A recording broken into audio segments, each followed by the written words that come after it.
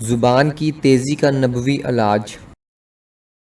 ابو نعیم نے حلیہ میں حضرت حذیفہ رضی اللہ تعالیٰ عنہ کی یہ روایت نقل کی ہے کہ میں نے حضور صلی اللہ علیہ وسلم سے اپنی زبان کی تیزی کی شکایت کی۔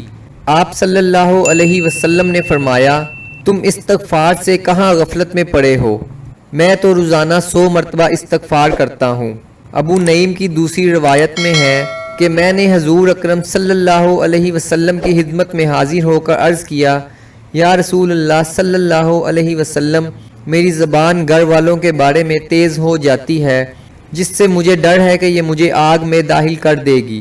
آگے پچھلی حدیث جیسا مضمون ذکر کیا گیا ہے کہ میں روزانہ 100 مرتبہ استغفار کرتا ہوں، تم بھی استغفار کرو۔